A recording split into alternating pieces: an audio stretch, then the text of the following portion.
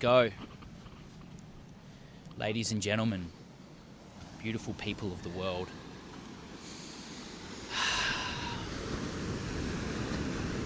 We're back at the spot. And I'd love to introduce a beautiful, dear friend of mine, Mr. Sam Crawford. We're so blessed with the weather today. It's overcast. It's dead northerly. There's about 4 surfers out there right now. And in an hour, maybe 2, maybe 3, Sam and I will be out there. Because there's waves to be had, isn't there, Sammy? We'll be getting the hair wet. For sure. The tide's a bit full right now, but it's only going to start dropping. Therefore, the reef will start working a little bit more. And as we speak, there's a guy getting ready to get in amongst it. He's been chomping at the bit all morning. He's looking out.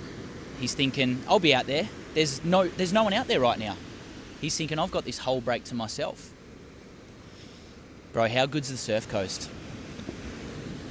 Just the trek down, driving around the coast, hundreds of humans getting amongst it. Yeah. It is the middle of May.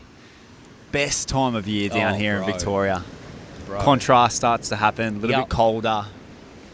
There's hundreds of people out there. It's a playground. It is. And it's good to be here with you, brother. Nature's playground. Oh, bro, so good to be here. At the spot. At the spot. Got the dowel. Incense burning. No tea today, though. That's okay. That's okay. We've got water. But we do have the microphones on a stick. Get comfy. I just need to find my position. How you feeling up there? Feeling good? I'm perched. You I'm perched? feeling amazing, bro. I think that's my spot there. Yeah, there it is. Sink the hips in. Sink the hips in. Ready to go. It's great to be here with you, brother. So good to be Excited here. to dive in. I'll be guided by you today, and I'm sure there's a beautiful conversation to be had. There is. But before we do dive into that conversation, I'd love for you to sit with a question. Please. Without telling me your marital status, job status, financial status, or anything that has a label, who is Sam Crawford at his core? Yeah, it's such a beautiful question, and I'll get to it, but I think it truly hits the topic of today's conversation. It does. And for me, that's who is the human being as opposed to the human doing. Yep. And at my core, I am a curious soul who has a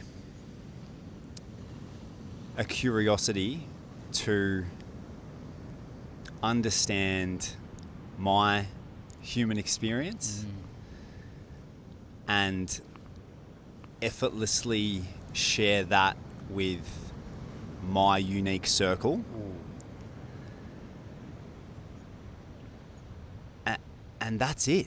Yep. I think for a long time, who I was attached to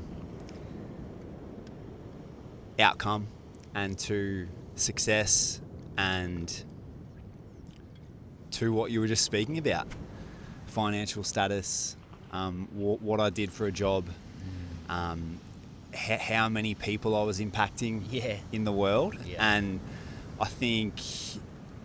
I actually think that that's quite normal for, a man in his 20s trying to understand himself and how he fits into the world. And there was a lot of drive. There was a lot of chase towards who I thought I needed to be in the world. And slowly over the last few years, I would say I've just become so content with not needing to be known as anyone, other than I know myself and I know the impact that I'm having, not through needing to impact the world, but just knowing that I'm doing my absolute best for my family, for my friends, and for our future, which I know now will just be there without the need to chase. So yeah, I would say I'm a curious soul who has developed a beautiful level of wisdom and embodiment that I don't need to shout it from the rooftops. I believe that it just is now. Yeah. That's so beautifully said, man. So beautifully said. And one thing you and I were speaking into on the drive here is the curiosity for adventure. And how beautiful is it that I get to pick you up from the ferry, you got your surfboard in your hand, but other than that, we do not know what the day's looking like. No. We do know we do know we're gonna hang out, but that's it. If we surf, if we record this, doesn't really matter, and it's irrelevant. But what we do know is we're curious to just have the adventure. Yeah. Yep. And that's a huge part of who I am at my core, is a curious being desiring the adventure of life, and being so detached from the outcome. And, you know, we speak about the word legacy. Don't you want to leave a legacy? Don't you want to leave a legacy, Sam? But isn't that a huge projection? That you have to leave a legacy, that you have to be known, that your life created ripples in the world. But I believe that dilutes the adventure, because you're then wanting it to be something rather than to experience something, and for that to just be enough. And I feel this is where what I was just speaking into then was a lot of that chase came with an outcome in mind. Yes. And I do think that I will leave a legacy. Of course. Yeah. Yeah. And I actually like the idea of a legacy. But same with everything. It's, well, what does that actually mean for you? Yep. Yep. Yeah, and I've had the beautiful opportunity of, through a lot of experiences in my life, not only in business but relationships and travel and everything like that, I've seen what the chase for more can create. I've seen what not understanding or going on that chase and not knowing or not having a idea of when enough is enough. Yep. And so can the legacy just be in how you make people feel? Yeah. Can the legacy just be in who you are at your core? Yep. And for me, the people who I look up to and the people who I've drawn a lot of wisdom from in my life, it's not this grand thing of, oh, look how much I have, but more so, yeah, look at just who I am. Yeah. Yeah. Yeah. And now, for me, stepping into fatherhood and you being on that journey as well, Yeah. that legacy's already created. Yep. And us just being who we are, a full expression of who we are, is the legacy. And the more that I can connect deeper to who I am and how I desire to fully express myself, the rest is just up to what is written. And that is the legacy. If I just leave that, I'm good with that as it being enough. A full expression of who I am, that's the legacy. Yeah. And being is the legacy. Not what I do, not what I've done, but how I was able to be. Yes. And that really then leads us into today's discussion. Doing versus non-doing. And when it's time to do, but then also when it's time to honor not doing, non-action, non-force. Because I believe as humans, we're under the belief that we always must be doing. We always must be doing to receive anything. The only way to receive anything is if we do something. The only way to receive a result or an outcome or even self-worth is you have to earn it. You have to do something. You have to take action.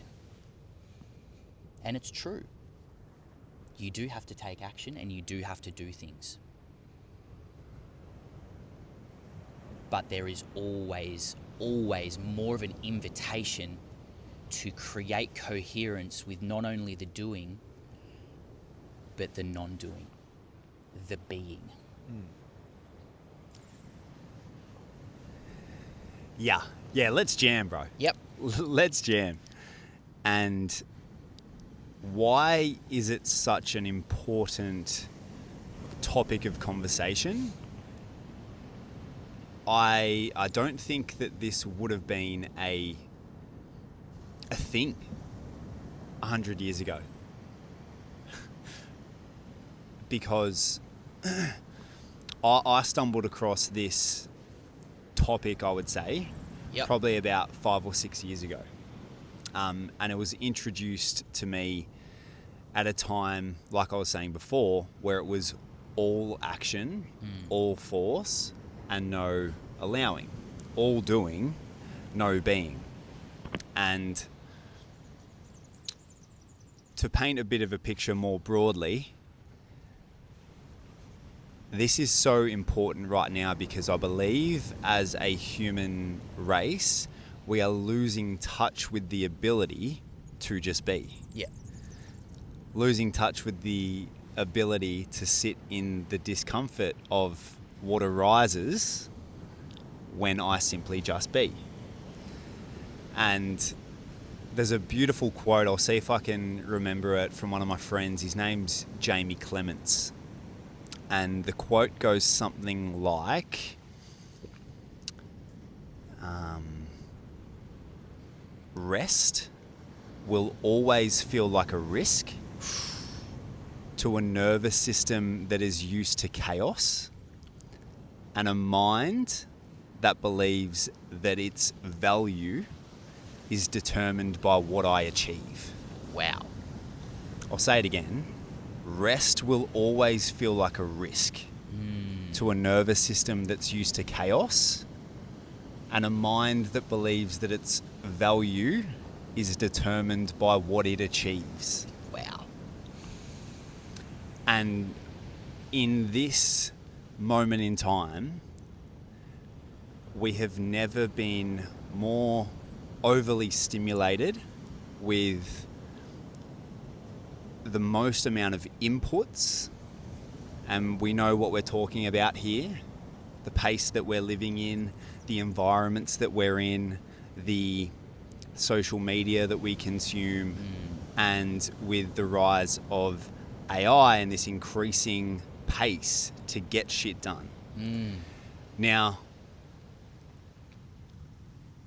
what's the benefits of that pace is we've never been presented with more opportunity, but it's a great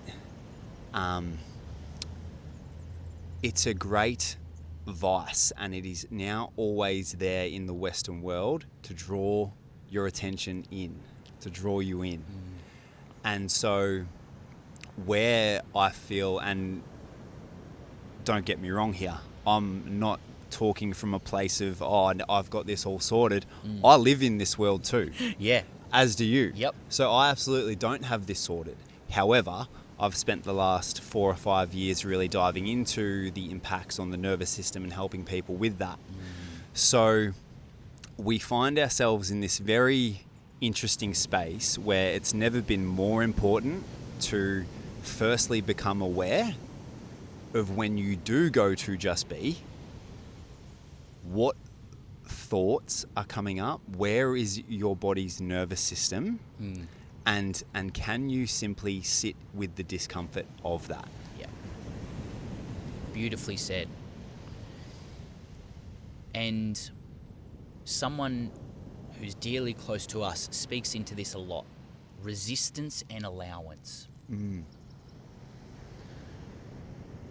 And pleasure and pain. Because even if we do,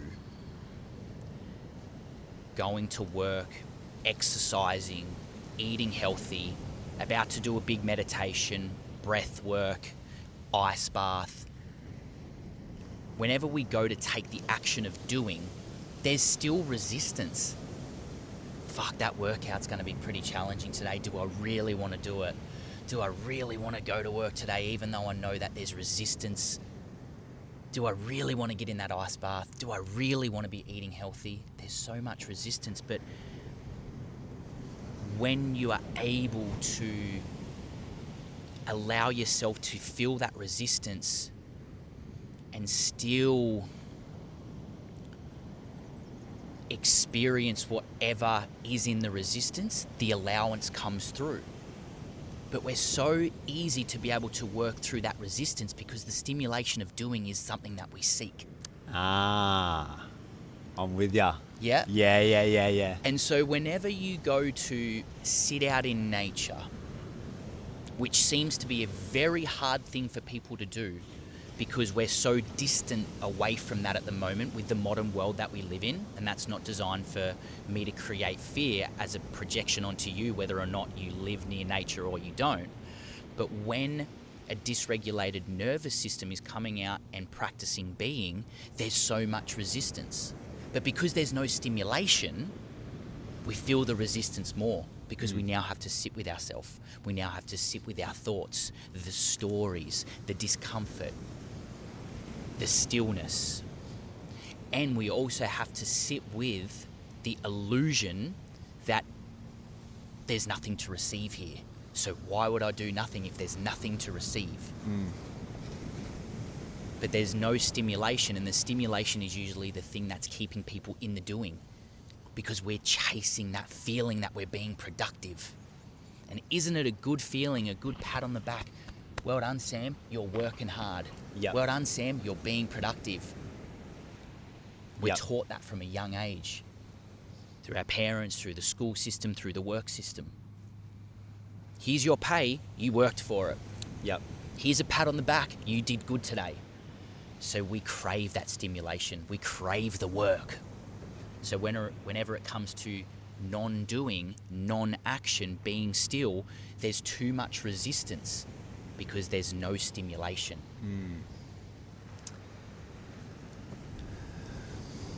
So then And I'd love to hear, because I'm a curious soul. Yeah. I'm genuinely curious. Over the last 2, 3, 4 years, as you've been, I'd say, like, embarking on a journey to understand yourself at a deeper level, and learning more about simply being and the benefits that come with that. How then have you found that transition or the practice of simply being? I'm still finding that transition. I'm still practicing it. And one of the desires of having this conversation today was because I'm yet to fully understand what it means. Yeah. It's very hard for our consciousness to sit with what it means to do and not do. We know what doing means, but we're like, well, what does non-doing mean? What does non-action mean? And so on this journey of discovering self on a deeper level, I've consciously been practicing not doing, but still under the illusion that there's nothing to receive here. And so it was always coming from a place of forcing myself to do nothing. Yeah. And then so why would one do that? Because the treasure that you seek is in the cave that you don't desire to explore. And so I was like, well, I know that this makes me feel so uncomfortable. So now I've got an even deeper desire to explore it. Yeah. But I still think a lot of my non-doing is still attached to the outcome. Only as of the last 12 to 18 months am I getting more comfortable with not doing. Because I know, as a father, and the moment I found out I was going to be a father, presence is the thing that's required the most, in my belief, when it comes to being a father. How present can you be? And there are going to be moments, and are moments now, where I'll be sitting on the ground playing with my son, not doing anything. Yep. Playing with blocks, watching him just smash blocks in between his hands. And if I'm able to practice more stillness, more being, more non-doing, it only allows for more presence for when I'm in those moments with him. I can simply be there and not feel the pull to do something else. Yeah. Not feel the pull or this story that's being built up to be like, you should be doing something else, Zach. This is not productive. And so the moment when I found out I was going to be a father, I sat with myself and I was like, I'm not a present or patient person. I'm always doing, but I know my son's going to need that from me. He's going to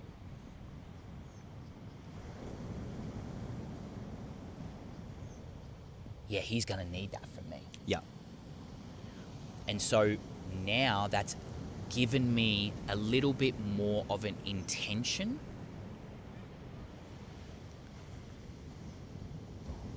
for this, for the stillness, for the being, for the presence, for the non-action. But then it's crazy because within those moments of non-action, your wisdom, your intuition gets louder and more clear, and louder and more clear. And in those moments, you discover who you really are, and you discover your innate intelligence within because you're allowing it to come through. You're removing the noise, you're removing the distractions. And so therefore, if we do have a desire to connect to ourselves on a deeper level, that needs space. And so that's where the outcome then actually shines through for you. There is an outcome for you to receive. Yeah. But it can't be the intention. That's, The intention is just to be. Yes. Yep. But I'm not saying everyone needs to be a parent to have this way of thinking. But having that experience for me has sharpened the blade a little bit more on why I would do it. Yep. And whenever you do have a why, the how just becomes that little bit easier. And so at the start, there was a why for me. There was an intention for me to go sit with stillness, but there's no intention or why anymore. It's just to simply be. Yeah, fuck, it's powerful.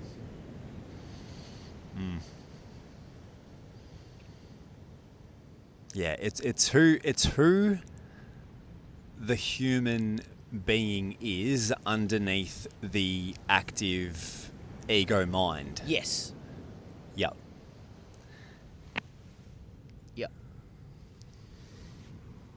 That sun's poking out, Yeah. by the way. Yeah, it's warming up. Yeah, and as I was saying in the car, ego, like you just mentioned, but self-worth. Well, I believe that's where it comes from. Yeah. I believe the chase out of the present moment and the need to show others how much you're worth is where this whole thing comes from. Yeah.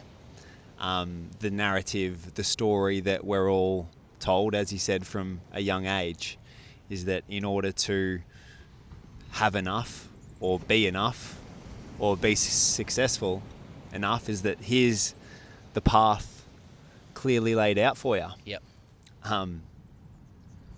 Until we realize that all we truly need is, and don't get me wrong, I think there's a level of the other side too, which is, I do want to drive in my life. Of course. I do want to create a beautiful life where we do have an amazing house and we've got like a beautiful environment, and that's going to require, I know, work. Like, it requires work. Yep. But what we're talking about here, I believe, is going through my entire life unconscious that doing or chase for something more is ultimately drawing me away from experiencing it now. Yep. Experiencing all that I truly need. Yep. And in the same breath, right now for me personally, I'm about to have a beautiful girl come into the world in September, and there's something that's happened, bro, over the last 2 years for sure, where it became clear that, I did want to become a father, and there was this level of responsibility and a bit of pressure that came on. And for me, it was like, good. But there was also times where there was a bit of fear coming in. I was like, I'm not going to be able to provide enough. And it's been a really interesting frame to overcome. Yeah. Was that I already am enough, and there is actions that I can take right now that are in alignment with that life that I'm wanting to create for my family. And don't get me wrong, right now, that's meant that I'm needing to drive at work to bring in a certain amount of income. But in that, I have a choice. Yep. in the hustle and bustle of a full-time gig, and there's pressures from your boss, there's pressures at home. Beautiful little bird just coming through here. Love that. There are definitely moments that require a drive, that require you to get up and get it done. Yeah. But that's where I believe it becomes more important, because a general population, most people are working a full-time gig. Most people are in an environment that can bring stress onto the system if I and those people are not then choosing to balance the other way. Yes, which brings me to a quote, Lao Tzu, Tao Te Ching, express yourself completely, then keep quiet. Expressing yourself completely through aligned action, doing, is then balanced, if we want to use the word balance, with keeping quiet. What else do you do? If you can sit here and you know that there is a required amount of doing that you can fully rip the lid off and do, but then also sit back and keep quiet, that's enough. There's no need for you to keep doing and be under the belief that it's never enough. Yes. Now, as a man, subconsciously we are wired to provide. And if you speak to any man and ask them their greatest fear and challenge, it's I'm not enough and I'm not doing enough, because subconsciously we're wired to provide. And so therefore, if you have your work, you have your family, you have the money coming in, you have all of these things through the lens of doing, you're still going to be under the belief that's not enough. Of course. Yep. And this is where we see the high-level business executive or someone who's running their own successful business, has built it to millions and millions in revenue, and still can't feel whole. Yes. Because they've done so fucking well at expressing themselves, they just haven't got the keep quiet part right yet. Yep. And so this is where the non-doing lies, the keeping quiet. Have your mission, have your purpose, and walk that path, brother. Fucking walk it. Gather the troops, gather the tribe, and fucking get it done. But allow space for not doing any of it. Yep. And understand that the space for not doing any of it is just as important as the doing it. Yeah. It's the two sides to the coin. Yep. It's the yin and the yang. It's the night and the day. It's the tide going in and out. The tide can't always be in. Like, it's in right now, yeah? It's well and truly high. But we want the tide to be in always. And then the moment that the tide starts to fall, we cling on to it. We're like, what? Where's it going? Yeah. But it's so good here. I want more of it. Yeah. And we're so not okay with it falling away. All well knowing it's coming back in.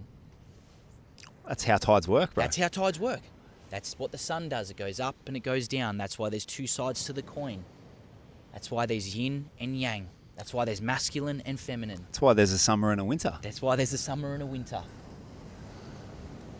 And so the taking action, the doing, the masculine structure that we crave as men, or even as a woman, we still crave structure and we still crave doing. That's a beautiful process, the doing. And we're encouraging you to do. Yeah, and I'll just bring it back to, like, it's so simple, but this was just a piece. We were on the phone the other day, a few weeks ago. Yeah. And I was just about to start my new role. Yeah. And you said, no matter what you do, rip the fucking lid off it. And that it was so simple, but it got me so G'd up to like, I do want to go and be on mission. Yeah. And I do want to feel as though I'm providing for my family, and like that feels great. Fucking oath. So 100%, we're encouraging the doing. Don't get this wrong. No. However, there is a very clear lack of ability for most, I would say, to sit in the non-doing, full stop. So then let's go on to like, how would one do that? Yeah. Well, first of all, I believe a lot of people try it, Yep. practice it, Yep. but haven't yet fully embodied it, and are still trying it, practicing it, with a level of distraction that's keeping them from fully dropping into nothing. What I mean is doing a guided breath work, doing a guided meditation. I'm sitting and doing nothing, but I'm watching TV. Yep. I'm sitting and doing nothing, but I'm watching YouTube. I'm sitting and doing nothing, but a podcast is going on. Music is going on. I'm going down the beach and doing nothing, but I'm looking at my phone. So How's this just for a cardinal sin? At the beach yesterday, was just doing my morning flow, my movement. I see some guy doing his recovery after footy training, and he's on his phone wading through the water. I almost yelled out to him, I'm like, brother, you're doing it wrong. Get off your phone! Anyway, sorry, continue. Yeah. So, again, it comes back to the intention is there for you. Yep. Because you're like, man, I've been working hard and I've been doing the thing and I've been hustling and I've been providing and I really should relax. And you try and relax, but you still have the stimulation. Mm-hmm. To truly embody doing nothing is removing what is not essential. Bruce Lee said it so well. The idea of simplicity is removing what is not essential. So if you want to practice the simplicity of doing nothing, remove what is not essential. The podcast is not essential right now for you, brother. The YouTube is not essential for you. The music, having the TV on, even reading a book is not essential for you right now if you truly desire to practice non-doing and simply be. Mm-hmm. So what it looks like, it doesn't have to even be in nature, is can you sit, stand, walk with removing what is not essential and simply being with yourself. The challenge then lies is how well can you stay in that even though the resistance is telling you to do otherwise. It's telling you you're not doing enough. It's telling you you aren't enough as is. It's telling you you're not productive enough. It's telling you that nothing's going to get done like this. But that's where the magic is allowing yourself to, like you said before, sit in it. Whoa, this is uncomfortable. Whoa, I should be somewhere else. Can you simply not force yourself through that, but allow yourself to work through that resistance? And it may start with 2 minutes. It may start with 30 seconds. Can you just drop into your breath?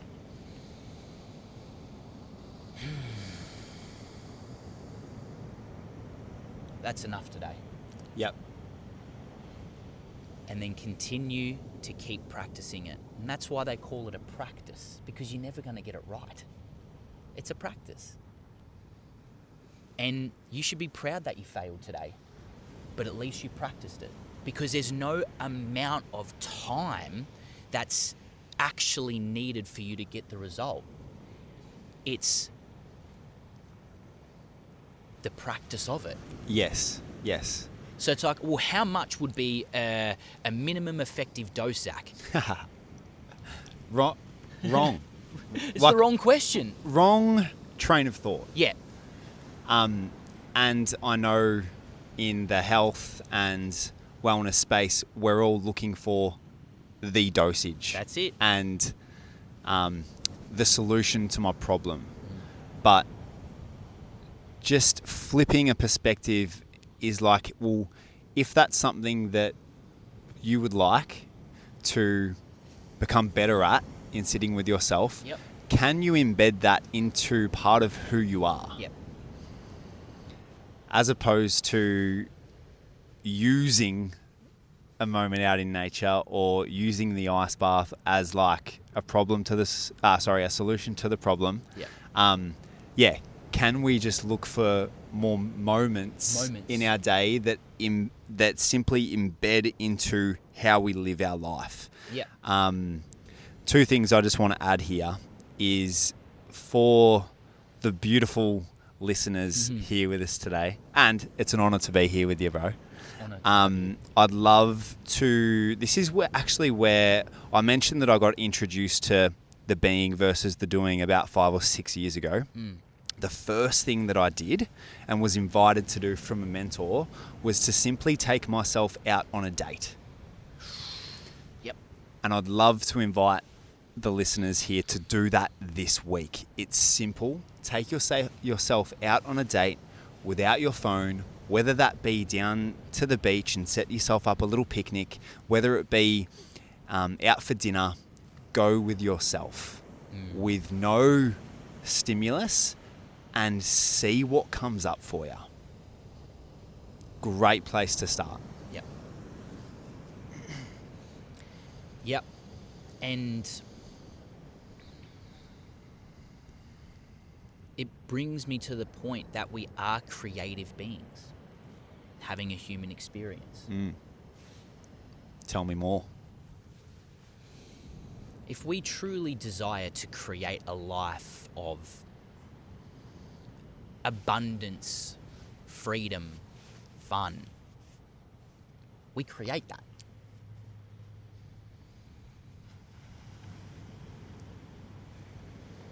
But art's not always created just by putting pen to paper, brush to paper, finger to an instrument, making sound.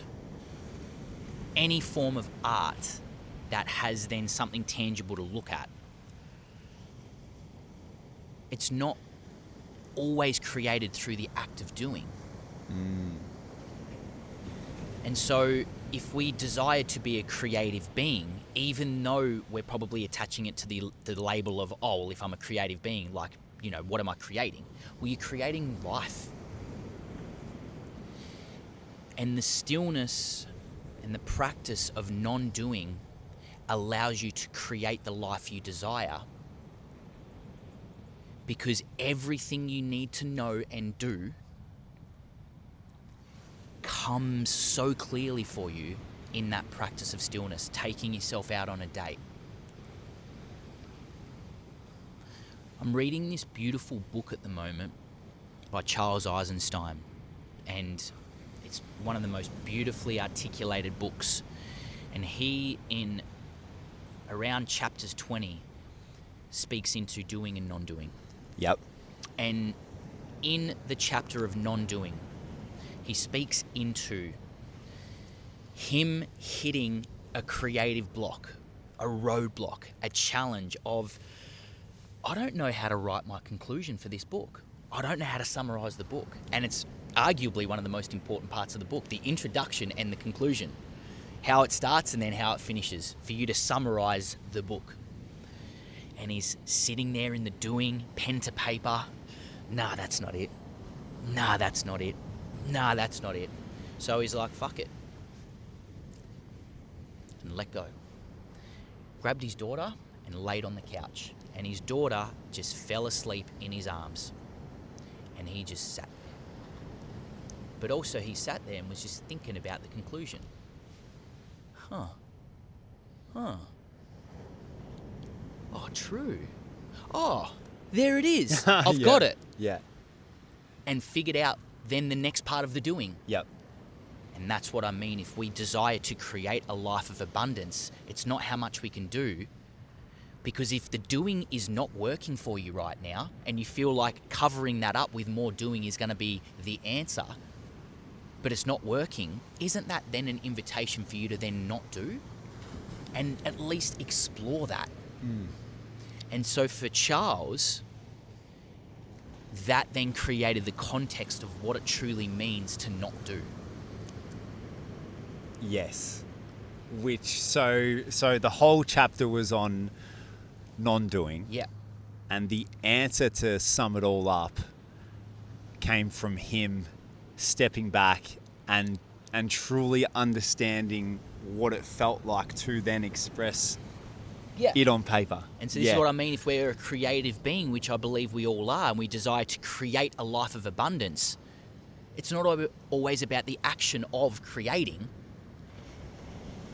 It's actually about stepping back and allowing yourself to explore the ideas of what it would be like to create from a deeper place of truth and alignment.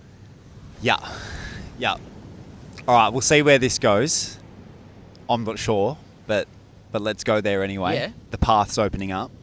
So I'm of the belief that... Actually, I'll start with this quote and it'll come back around. So a beautiful quote, I think it's from Rumi, and it goes, "You're not just a drop in the ocean, you're the entire ocean in a single drop." And so the world that you and I are a part of, the reality that we're experiencing, is a form of creation. The most grand creation in the world, in the universe, is what we're experiencing. Yeah. And so I'm of the belief that part of that creation is within every single one of us. We're a unique expression of that. So you're a drop in the ocean, I'm a drop in the ocean, and the entire ocean is in that drop. Yeah. So the whole universe has been created as you, and so your job, my job, is to simply get out of the way of one of the most powerful creations in the whole entire universe, which is you. Yep. So then the only thing stopping you from creating is your mind, who's getting in the way of creation. Yeah. Sorry. That's perfect, because you doing more could be getting in the way. Yes. Not all the time. No, if you've listened to the deepest part of your creation and then it is expressed through you, that is the most pure form of creation. Yeah. So get out of the way. Get out of the way. So another way that we could frame this is, Hit me. how often have you looked for something and not been able to find it, and then the moment you stop looking, it's there? Every time. Where's my wallet? Where's the keys? Where's the keys? Hey, it's 5:30. I've got to get to work. Where are the keys? Where is it? And you're just looking and, fuck, I could have sworn I left them over there. And so you look over there, fuck.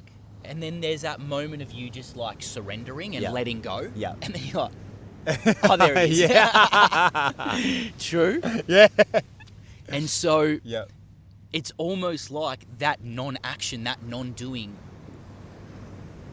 allowed you to see what needed to be uncovered from the original place that you thought was, oh, I need to look for this. Yeah.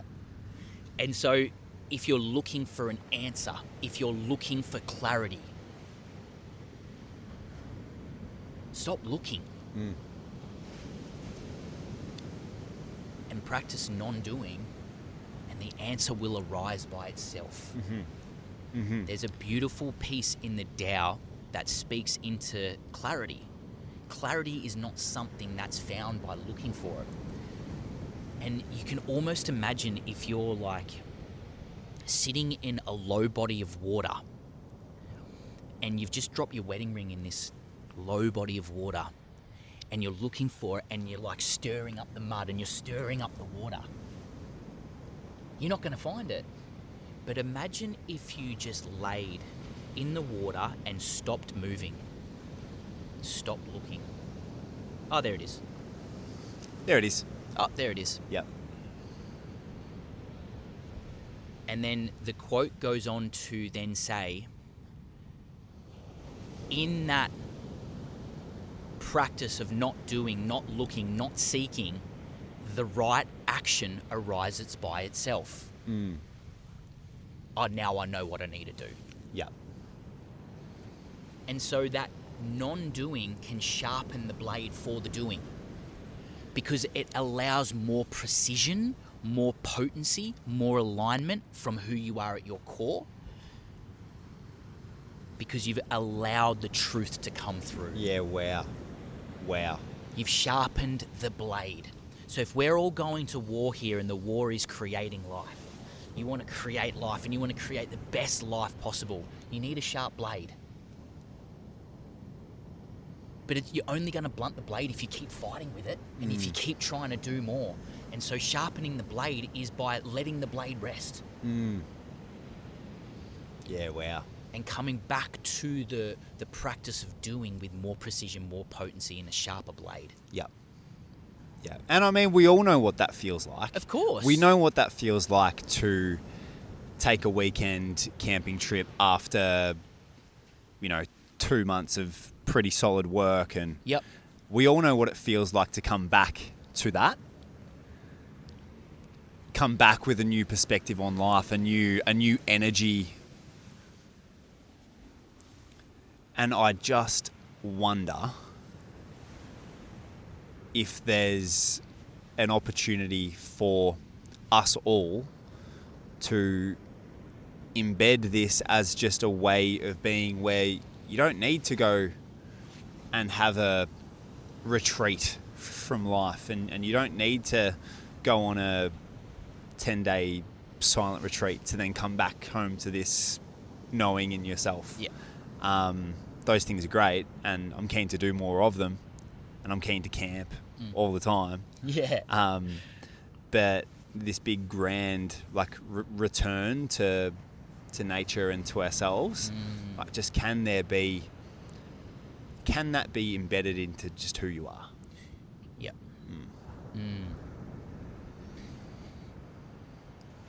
It's a big reason that I'm hosting this immersion in a mountain. Yeah. Yeah, bro. Tell me. So, Because from what you've said, this is a big theme of that, right? it's huge. So, this journey of knowing thyself, discovering thyself on a deeper level, having the coherence between action and non-action. I was blessed to be able to run a 4-day retreat in October last year. It was my very first one, and I co-hosted it, and it was fucking incredible, by the way. And I walked away and I was like, I'm going to do this myself one day.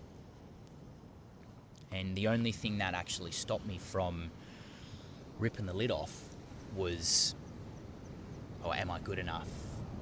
Is there going to be enough value in it? Will people even like it? Will people even pay for it? All of these stories. What would it even be about? What would I present? And then I completely let go of the idea of running a retreat. I actually originally booked it in the calendar, and I started to create all the content for it. But I was like, nah, I'm not there yet, which is obviously a limiting belief in itself. And then I'd say the last 3 months, especially after exploring more of the Tao and Charles Eisenstein's work and many other beautiful, wise beings that have allowed me to see what this language really means. I'm like, I've got it. I'm going to run an immersion and call it an immersion, not a retreat, because I don't want people to retreat from something or escape something. I want people to immerse themselves in doing nothing.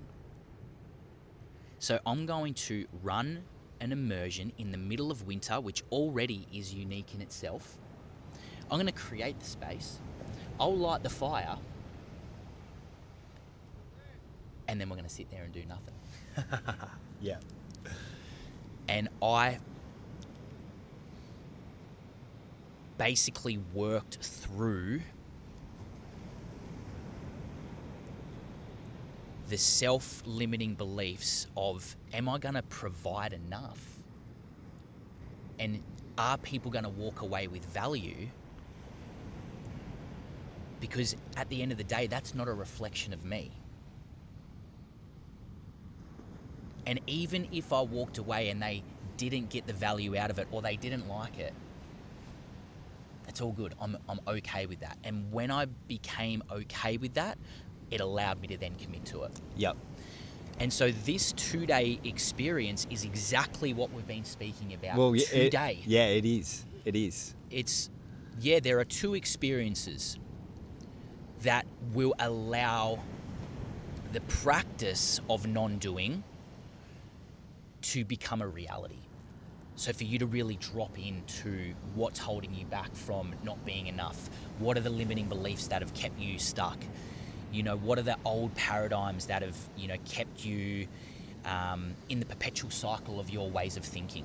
There will be some anchors within that experience in the practice of doing that will really be able to shift these limiting beliefs and shift these old paradigms. But the rest of the time that we spend down on the surf coast is going to be sitting around the fire, not doing a thing. Yep. There will be some people listening to this who will be like, yep, I understand exactly what he's talking about. Yep. Sign me up. And there will also be people who can't comprehend what that is and what they will get out of it. I'll tell a quick story. Go. And comes back to about two years ago. It would have been, I reckon, about this time of year, 2 years ago. So May 2024. And I just got a notification that I was about to lose my license. I was, I reckon, 10, 15K in the hole. And I was lost in my business.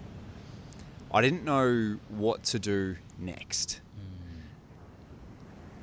And for, I reckon, the first half of the year, so from Jan to we're in May now, 2024, it was all doing and all action, not from a place of intention. It was all what we've been speaking about today, which was the need to grind myself into the floor in order to create a successful business and outcome. And I went up to Noosa for 5 days, and it was a breathwork certification. So it was 5 days up in the hinterlands, and everyone was there to get the outcome of a breathwork certification. And we did a lot of learning. We did a lot of workshops and taking people through breath journeys, everything like this for 5 days straight. But there was so much time of non-doing. There was so much time to just sit amongst the trees and listen to the birds and eat beautiful food. And that 5 days of, learning, but more importantly, doing nothing, I realized over those 5 days, I felt into my body and became aware of just how fast it was moving.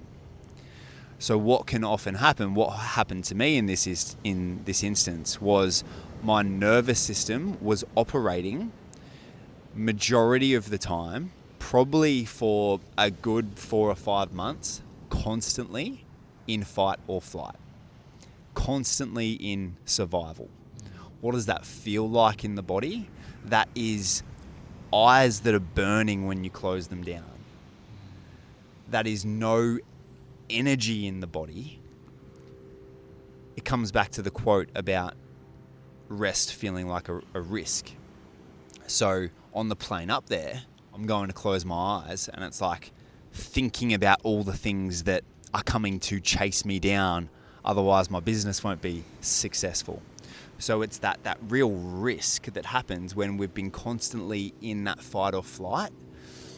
And over the space of 5 days of non-doing, yes, I'm doing and learning, but in a state and a frequency of non-doing, that the body reset itself, and I could slowly feel it across these 5 days really drop in, and my entire body shifting into better sleep, shifting into greater energy, shifting into a higher level of consciousness.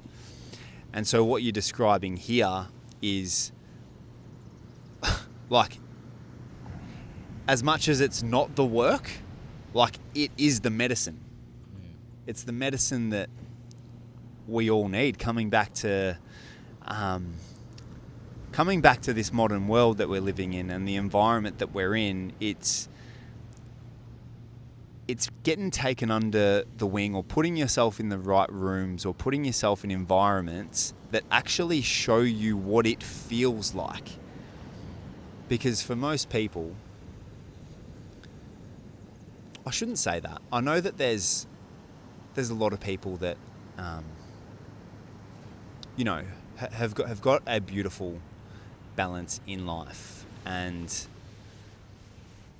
but I just see it so prevalently in society where we just don't know how it feels to do nothing. So, bro, to have that experience for your community and for your audience and people just to come along and be in that energy. Then what happens is that they can take it into their lives. And what happened for me was that I was coming home to 15k debt, to no license, but what I did have was just this unwavering belief, trust, and knowing that I had the answer. And it was no longer running away from survival, but it was a regulated nervous system and trust and belief that, you know what, I'm going to take this action.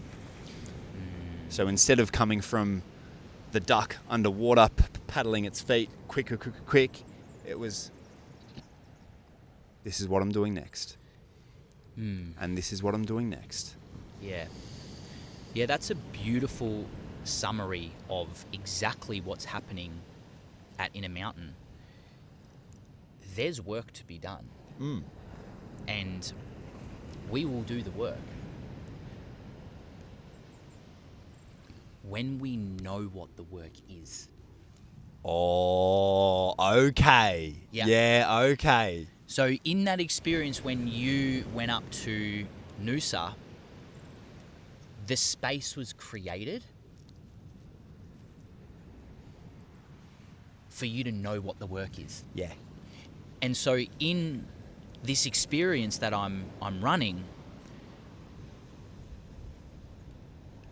we will create the energy and the space for then the work to shine through. Yeah. We'll do the work in that moment. We'll honour it. We'll jam on it. We'll have the conversation. Yeah. And we'll nod and go, you clear? Yep. Now it's time to do nothing. Yep.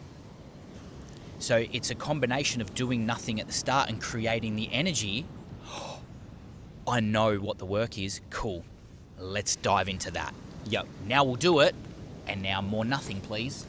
Yeah. Yep. And now stare into the fire. Yeah. And let it go. Let it go. Yep. Yeah. So it is that, like, at the start, it might actually require a practice of non-doing for you to then be so clear on what the doing is. And then you also need non-doing on the back end of that for it to integrate. Because integration and embodiment is something that I speak into almost daily, almost on every single one of my videos. Quite often, we know the work. And I mean, like you said at the start of this conversation, with the endless amounts of information out there, we know the work. We know what's required. We know we need to be slowing down. We know we need to be breathing deeper, putting our feet on the earth, eating better food, sleeping better. We know all the things. So we know the work. But why isn't it working? Because it's yet to be fully integrated and embodied into who you are as a being. When you're able to fully integrate it and embody it into your nervous system, your psyche, your consciousness, and all parts of you, is when you then receive the outcome of the work. When it's fully in there.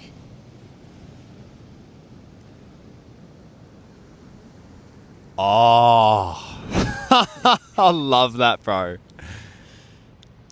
Because it's then where you thought you knew how it would look and how it would feel when you get there.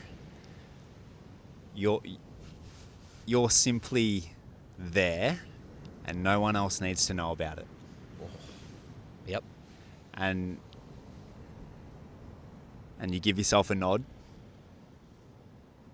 and you're like,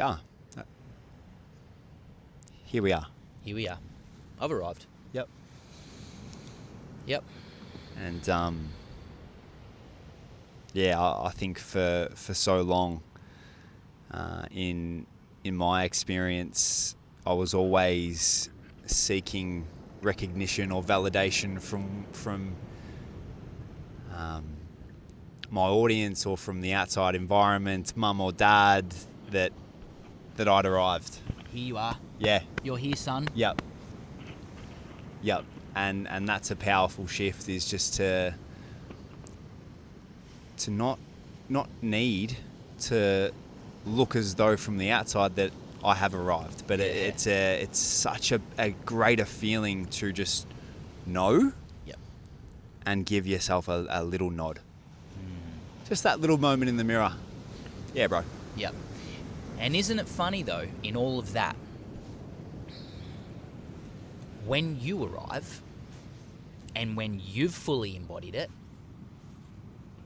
everyone else then sees it. Yep. But you don't need to show people. You don't need to tell people. People just go, oh, yeah. Yeah. Yep. Because if you embody something, people will just see it. So this is where chasing the evidence can be a long chase. Because the evidence is always the last thing that catches up. That's what I've spoken about in all my videos as well. The evidence, the outcome, the result is always the last thing to catch up. And so this is where devoting yourself to the practice of both doing and non-doing, just to enjoy the practice, just to enjoy the process, is where you can finally let go and just enjoy it for what it is, and then the evidence will appear. How will I know that I've had a good surf today? If I catch waves and that's it, that's the only intention, to go out and surf and catch waves? Or is it to simply just be out there? Yep. And I'm telling you right now, Wait, the sun is cooking. hang on. So come over on the ferry this morning and Yeah. I'm looking at 25 mil of rain, like cloudy as anything. I'm heating up here. I'm basically sweating, and there's some nice 2 to 3 foot peelers out there. Your boys are about to go get in.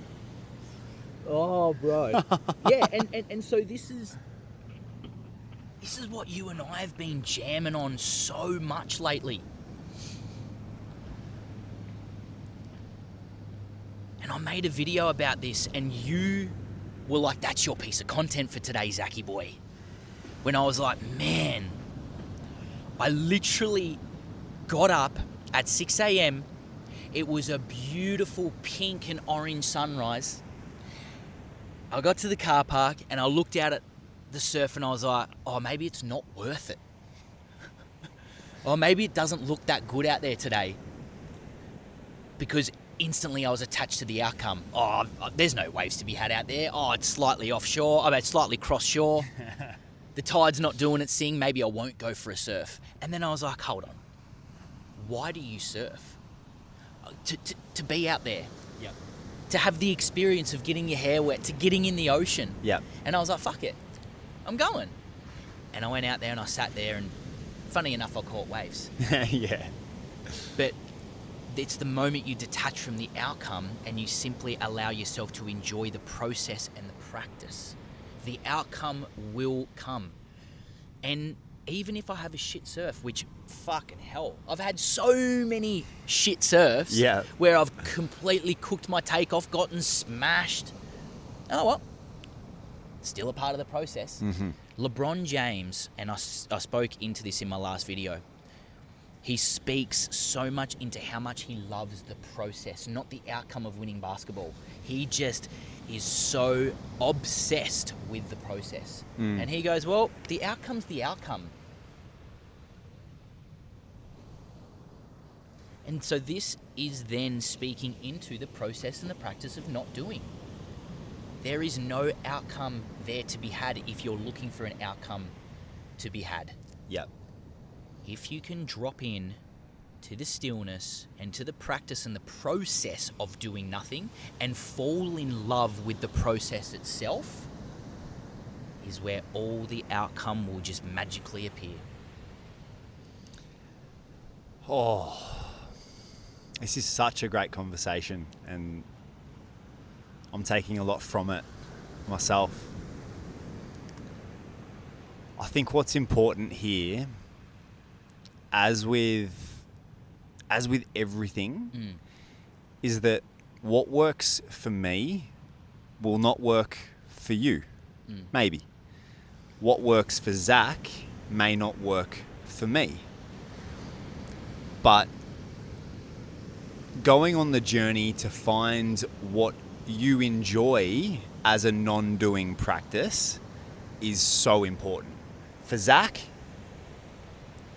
you guys probably know by now, it's probably surfing. It's probably coming down and reading the Tao Te Ching right here. Yeah, it's coming to this spot. Yep. Yep. And so same with your training in the gym, same with what you're putting into your body, same with what you do for art or creation.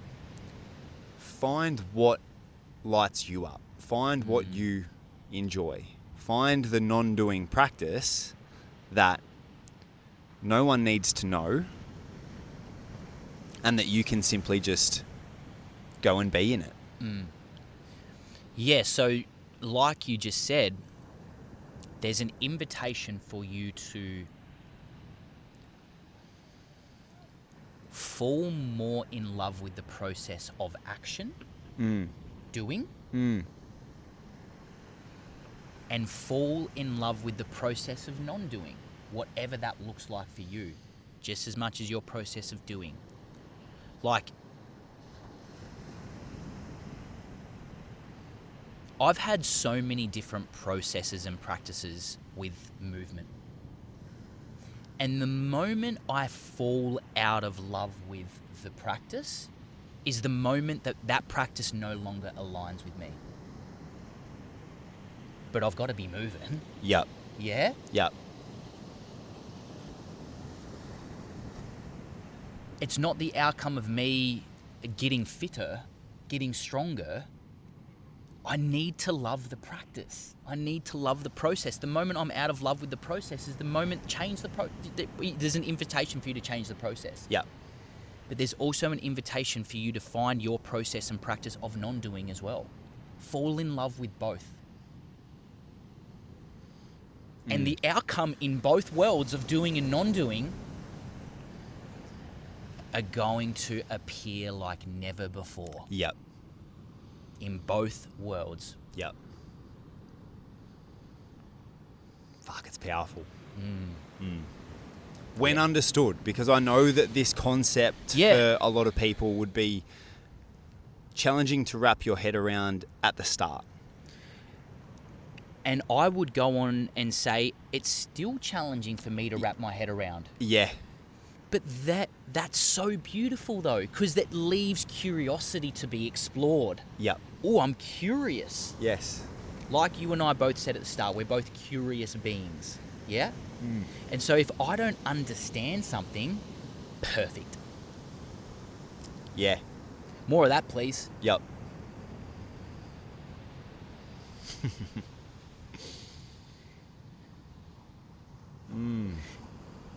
More of that, please. Curiosity is a beautiful thing. Isn't it, bro? The energy of curiosity. Yeah. When you come across someone who is curious about your story and they're not trying to be interesting, but rather they're interested in you. Yeah. I love those type of people. Yeah. And it's something that, it's something that I do need to bring myself back to, which is like intentionally starting my day with, cool, how can I be more interested in others today, rather than needing to be the guy who tells you all about myself. It's Yep. it's one of the keys to life. Yeah, and it's why I intentionally don't ever provide an answer. So within the experience of me coming down here and filming videos, creating content,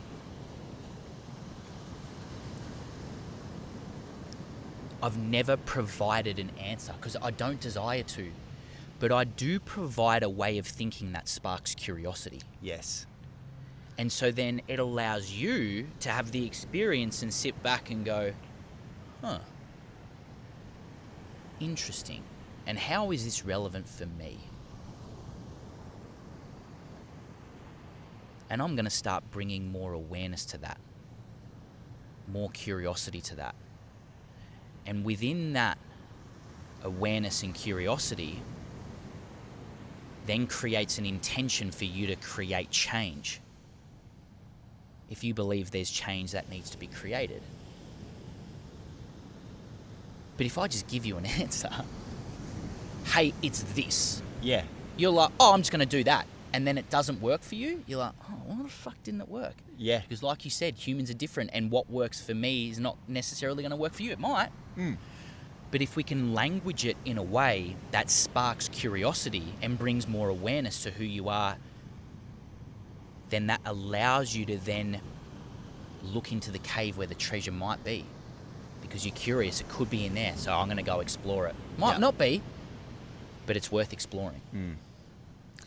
And it's beautiful to see, and it's amazing to witness how you're sharing this with an audience of people who probably want an answer. They probably come to anyone in the space because there's a problem that they want an answer to. But yeah, as we know, like that quick fix isn't then, when that isn't embodied Yeah. and integrated, just becomes another Band-Aid. Yep. So that's why I think, you know, this style of content that gives people the opportunity to sink into it and not have thousands of pieces of information coming at them so quick, there will be a certain type of person who, when they sit in this, have the ability to, like, one video is not going to change their life. It's not going to change the trajectory. But they actually have the ability then to sit in it, build the awareness, create curiosity, and then go on the adventure to find it themselves. Yeah, bro, that's perfect. Yeah, that's a beautiful description. And it's really funny because when I first started these videos, there was no intention. I just didn't like Instagram. I'm like, I'm going to try something new. And I'm like, fuck it. I'll just come down to the beach and just tell my story. And so I was walking down along this beach and I seen this little spot and I'm like, oh, that's pretty sick. I'm going to go up there.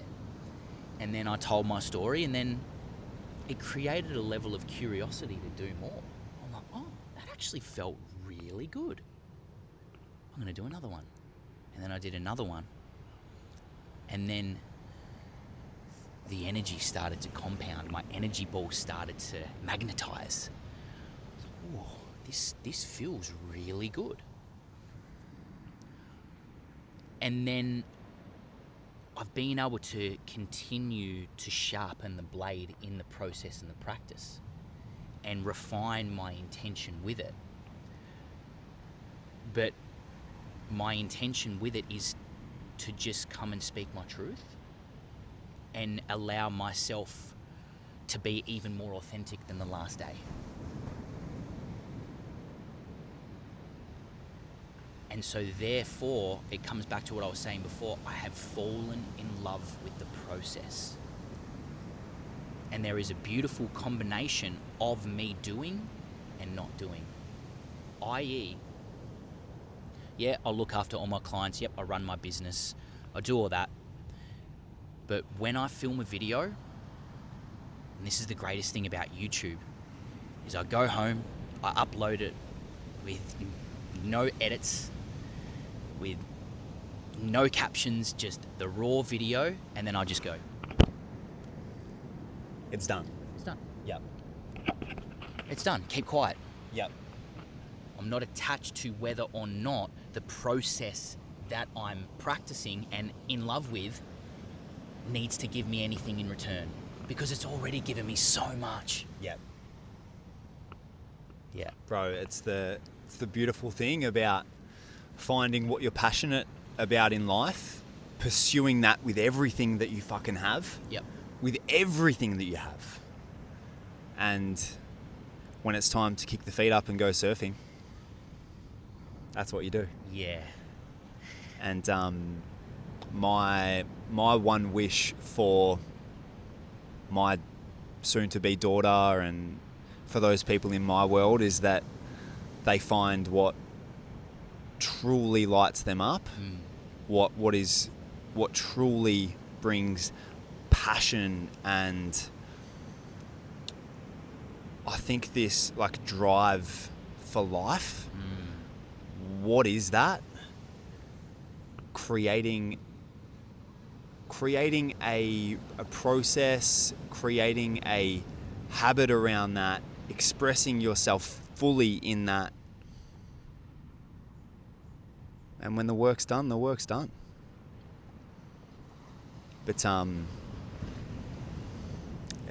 it's one of the beautiful things about being human is that, you know, there's a fucking universe of things that you can do. Yeah. So go and find what lights you up and do it unapologetically as you. And the work here is done.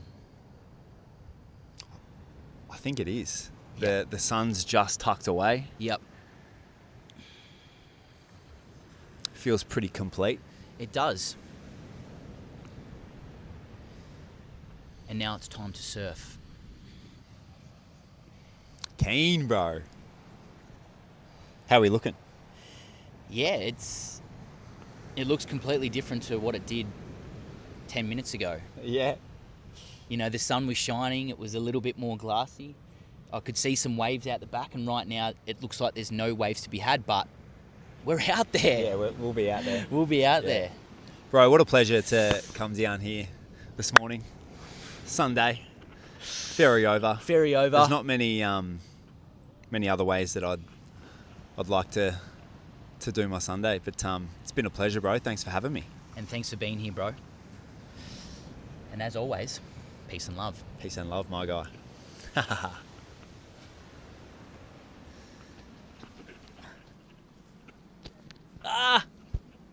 Oh, there's waves out there, though.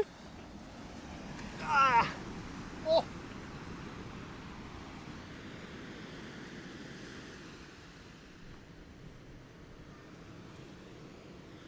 Yeah, nice. That was sick.